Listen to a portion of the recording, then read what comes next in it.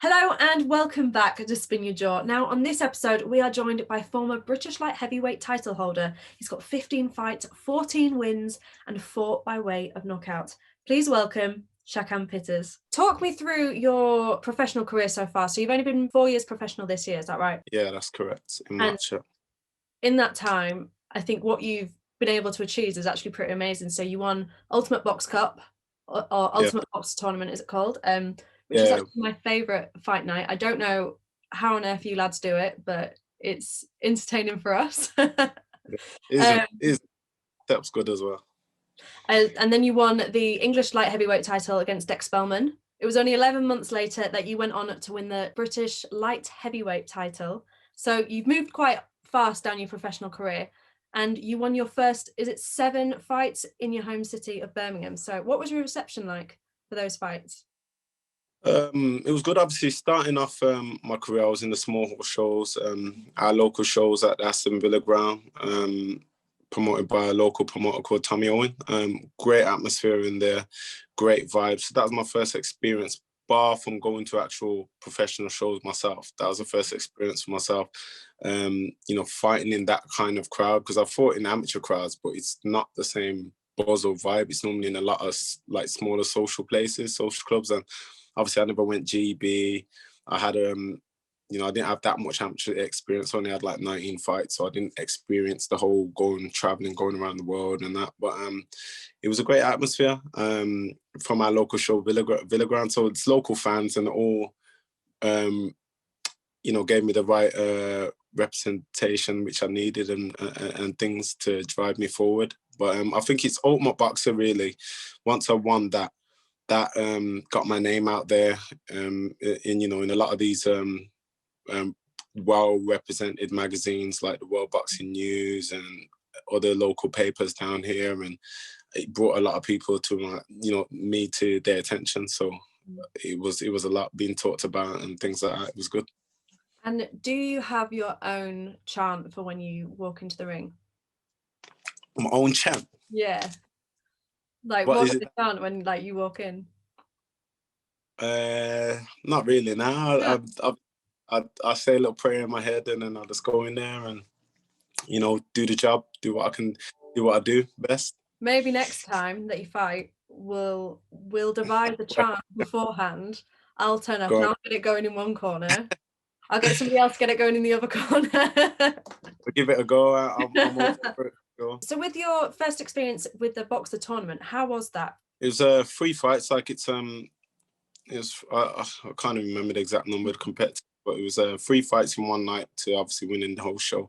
It was my first time because basically I came off a fight when I started as a professional boxer. I was Cruiserweight, which is the weight above light I fight at now, and my last fight was on the Amir Khan on the card, which was here in Birmingham, which Eddie Earn had put on at our local Birmingham NEC arena. So not NIA, sorry. So it was great, another great show for me to showcase my skills, which again brought a lot of word to a lot of people voicing about me and things. And Ultimate Boxer was the first time I made light heavyweight, so 12-7, 12-6 we had to be, sorry. And I didn't even make that in the really tall. So I've not even made that weight in the amateurs. Amateurs when we used to fight, it was 81 kg. So now it's fighting at 79 kg. So it's a whole, 2 kg downwards. So that was the lightest, and this is the lightest I fight at now in my whole career, amateur and pro. But it was a great experience. I mean, I remember going there, obviously, seeing the likes of like Paulie, Maginali, sorry, someone again I look up to in boxing. He speaks a lot of sense, and just I was just in feeding off it. The crowd, the arena was like a gladiator style arena. The way it was set out, like it was a tier. You've had the bottom floor where the fans on the bottom floor by the stage where you walk in, and you've got like another tier which kind of goes down like that, like a gladiator feel. And it was a full house, like literally. You'll come out and the crowds were like, they're chanting or they're singing along to the song. Sweet Caroline's coming on in between before you walk out, and they're feeling the buzz. So it was good. It was my first experience of a bigger crowd, but that I embraced, one that I enjoyed and loved. And as I fought, which I believe that, you know, and there I was exciting in that tournament. I scored, what was it, 5 or 6 knockdowns in the whole tournament, and obviously fans like knockdowns and knockouts and whatever. So I believe I came like a fan favorite. So a lot of them, when I was walking out for the second fight, was more, you know, bigger roars. Than the third fight for the final was bigger roars. So yeah, I kind of got them all on my side. So it was good. It was a great atmosphere, good feeling, and great to fight there. What made you drop from cruiserweight to light heavy? It was the opportunity presented to ourselves. You know, we know that, look at that, you know, it's something that I never struggled with weight. At cruiserweight, I was often fighting at 13.4, 13.5. So I was giving away a lot of weight. You know what I mean? It's what, 14.4 is the limit. And I've never made, even when I'm out of camp, I can't even push myself up to 14.4 or 14 stone, let alone like, you know, near there too. So it was the logic. We just said, you know, okay, we'll give it a go making this weight, and you know, we're going it. There's a lot at stake. We know we had the winning over all the opponents in there. They're all good fighters, but we had the winning over them, and we just went and done the job and took our opportunity as it presented itself to us. I hate to do this to you. Go on. We're gonna talk about your fight with Spider. What do you hold your trousers up with now? What do I hold my trousers up with? Yeah. All the belts I always had, the Gucci's, the Louis belts, and all that. Listen, you know what it is? These kind of things happen in life. You know what I mean? You know, I've took bigger losses in life in general. Than the sport I'm in now. But it's taught me a lot about the sport. At the end of the day, it's a cruel sport. You know, I've made good decisions in the sport, which has got me to a good place. You know, I've managed to change my life through boxing. There's a lot of positives in it, and I've got so much more to do and offer and give. Although I'm 31, I've started relatively fresh in this sport. So it's funny, you know what I mean? I'm the kind of person, I am in touch with my social media. I do read a few of the comments, and I just can't wait to make these people eat their words. Not that I've got anything to prove to anyone, you know, like we've just discussed, you know, I've achieved so much in my short career than what many people achieve in a long 10-year career, you know. So, but I'm not satisfied just there. I'm never the kind of person to just sit and think, oh yeah, I've achieved this in my short career. You know, I always want more out myself. I grind in the gym and I want more out myself. I want to be in competitive, good fights, and I want to be winning these fights. You know, I'll go in to win all the time. And that's what happened on the night. You know, you got 2 fighters. Craig's came to win. I've came to win. You know, one person has to obviously lose and get the short stick on the night. And unfortunately, unexpectedly from me, you know, it was me. And I'll never go in doubting my ability or doubting myself. You know, I only focus on myself, and I believe in myself like to the T. I put my life on the line, and I put my life on it that I'm going to come out with the win all the time. Don't matter who I go against, but it's what it is. This is the sport win. It's what we sign up for. People are so often to pick out what you've done wrong when you lost rather than what, you know, anything different when you're winning. It's all sailing smooth. So I've learned a lot. It's taught me a lot about myself, about the sport, about, you know, people in general. And I just can't wait to get back out and, you know, make changes on things. I'm sure me and Craig will meet again further down the line. Maybe I'll have, you know, like one of these European or international belts, which makes sense for us both. I would obviously immediately like the rematch, but I understand, you know, he's been at British level for a while. He's going to obviously want to push on. And likewise with myself, you know, I eventually obviously going to still want to push on and be in bigger fights anyway. So I'm not going to spend my career. I don't spend my career calling out anyone or chasing anyone, you know. It's no hard feelings. You know, we had a fight. I wish him the best. I move forward until next time. That's all it is. That's a nice answer. There's a lot of times where I see fighters who have lost that 0, and they either go one way or the other. They either kind of go down a spiral of, you know, I should have won that, XYZ, that kind of thing, or they do what you've done, take a look at it, learn from it, push on. It doesn't mean much really in the grand scheme of things. Like obviously for me, like everyone who knows me close, knows how competitive I am. And even if, like I said, I've mentioned before, like if I lose a game on Monopoly, Blackjack, I take it hard. Like I'm very competitive. I'm a Leo, you know, we take things competitive, man. Lockdown with your family's been really fun then. Like we've been doing these little, we've done these little quizzes in it every now and again at the party. and we have quiz night and that. And like one of my brother's girlfriend, fiance, she's like intelligent when it comes to things like this. So she's always winning. And I swear, I'm just like, you know what? I can't even take it. We're playing Mario Karts as well, the game, like on the iPhone, like things like that. If I lose on that, I'm angry. Like it's just I am. So of course, you know, me taking my first loss, I have taken it hard. I wouldn't want to take it any other way. But it is going to make me stronger. I'm that competitive in my head where there's never no quitting me. That's one thing, you know, even when I did lose this fight, you know, it was on my feet. I got up, I was ready to go again. I proved my character in round 4, he knocked me down. Proved my character, I was winning all the other rounds. And in fact, I was winning the fight on 2 official judges' cards. So that's another thing. But I'm not here to say, oh, I was winning the fight and this happened. End of the day, I've got a loss on my record. I take the loss as a man. I move forward, and you know we correct things. What mistakes we done, and you know push on forward with our career, and that's all it is. You know what I mean? There's many good fighters in our British rankings who've took losses. I was one where I honestly genuinely believed in myself that I'm not going to take a loss. I honestly genuinely did. And some people are going to look and say, oh, that's delusional. That's, I don't know, arrogant or whatever. But I'm in a sport where I've got to believe in myself. I've got to believe in myself. I've got to believe I'm the best in my division. I've got to believe my ability. And you so often see some people like they either don't believe in themselves or they're going to look or they take it the wrong way. Like, oh, this person's, you know, arrogant or cocky with it. I don't know, but I've got to believe in myself. It's my career and I know what I've got to do. And like I said, we're already back in the gym, and I just look forward to announcing my next fight date and moving forward to that and, you know, being back to winning ways. Definitely. Just going back to where you touched on social media, is that ever quite difficult at times for you to read negative things, and how do you manage that? No, because I've kind of, you know what, a lot of things are new. Like, again, I've not had like a stellar amateur career, like Wax's, like how Anthony Joshua has. You know, he's always had that kind of, you know, they've always been that on that stage where they're used to all these things. So obviously for me, in the space of, like I said, from 3 years for everything to just change like that to go really high, is a lot to obviously, you know, take on. But I've got good people around me, you know, my brothers and things, and they always constantly remind me and, you know to keep me in line or whatever, just talk to me. But I'm not naive, you know, I'm not going to entertain onto anything online. I never have, but it's so easy to see some things when you get added in it, you know.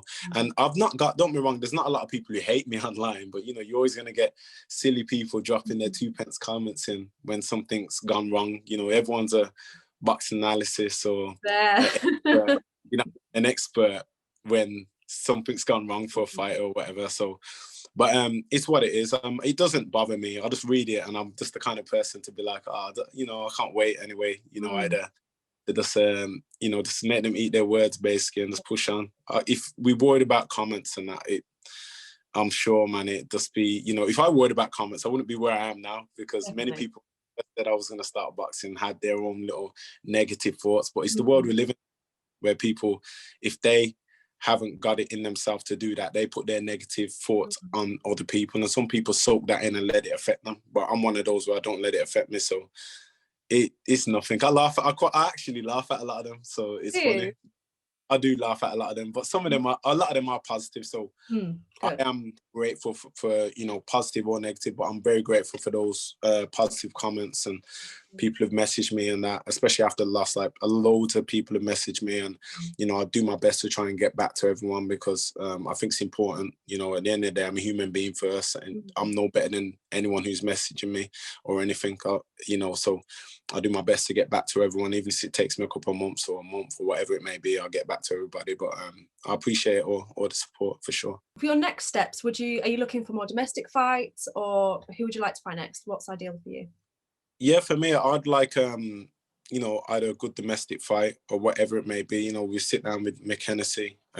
Ideally, as I said, you know, earlier, you know, I would always have wanted the rematch immediately, but obviously it's something where I do understand that, like I said, it may not make sense in Craig's way. Like, you know, he'd probably want to push on to something else, like the international level, because he's been around the scene for time on the domestic scene. But for me, it's whatever fight makes sense to elevate my career. You know, I just want to carry on being involved in good fights. I'm very comfortable at championship fights at 12 rounds, and you know, I wouldn't obviously want to change anything. I'd want to stay at you know, at a higher level, which I'm at. You know, the rankings are solid. I'm in a good space. Obviously, I do want to be, you know, on the top of that, but I'm in a good place, and you know, I want to be fighting, you know, good fighters. We're gonna go on to the fun part now. I'm ready. Okay, would you rather permanently wear your boxing gloves or your gum shield, but it's all the time? My gum shield. I think so. I'm walking around shopping centers with boxing like a twat. Just trying to pick things up. Would you rather take 2 heavy hits to the face from a prime Muhammad Ali or punch me in the face? I'd have to punch you in the face. Okay, would you rather only wear boxing gloves from the communal glove box from the rest of your life, you know, the proper stinky ones, or have to share the same sweaty towel as your training partner every session? No, I think I'd probably rather do the communal gloves. I ain't sharing someone's towel. I mean, they're No, both bad as each other. my hands in it. Like my hands is gonna be kind of like that, you know, sharing with them gloves. But a towel is whole body. Like I've got to wipe my face and everywhere with it. Yeah, I wouldn't. It's always, you know, when you have to use a communal glove and you put your hand in, it's still slightly Yeah, warm. well, yeah, I've never had that problem. But yeah, I remember when I was growing up being around the gym, and obviously smelling those kind of jobs. Horrible. Oh. Would you rather be an average fighter with a good reputation or the absolute best light heavyweight fighter with rumors of being a drug cheat? I'd rather be the best like heavyweight fighter. I wouldn't care what people want to think, to be fair. But like, you know what? No, because like if you're an average fighter with a bad record and things like that. Do you say bad record? Good record. A good record. Yeah, so like you've got a good reputation. Good record? You just really average. No, I'd rather be for me. Like I said, I'm in the sport for me. I'm not in it. I respect the fans, and I really appreciate the fans, but I don't care. But at the end of the day, what they want to think about me, you know what I mean? Because regardless, they're always going to have their negative comments or positive comments, you know what I mean? They're always going to have it. And like I said, all comments I respect and I appreciate, but they're going to have their comments and their views. Being an average fighter, like, don't be wrong, you've got someone like a Ricky Hatton. He's obviously not an average fighter, but he's got a great fan base because he's a good person. That's, you know, it's good to obviously have that. I've got a good fan base, you know, here in Birmingham, where I'm from, London, other places. I've got fans as far as New Zealand and everything, you know, send me things, they want me to sign. So I've got a good fan base. But if you're in this kind of sport or anything, what you do in life, if you care about what other people feel, it's just, you know, you'll be one of those who get swayed later down the year. Like, you know, I don't care what they think. Obviously, I'm not a drug cheat. And that question as well, it'd be impossible anyway, because when you're fighting for titles like ourselves, you know, you've got UCAD on us all the time and they test you anyway. So them thinking you're a drug cheat and it on paper saying you're not, it doesn't really matter. Interesting questions. Yeah, thank you. I worked very hard on them. Okay, so the next part of it is wrong answers only. You have 4 seconds. I've been nice to everybody else. I've given them 8 seconds and it's too long to wait. So you've got 4 seconds to answer and it has to be the first wrong answer that you think of. Are you ready? Interesting. What do you put on your toothbrush? Acid. What's an orange vegetable? Pizzas. Best place to fall asleep? On the side of a road. Something you borrow from your partner? Her breasts.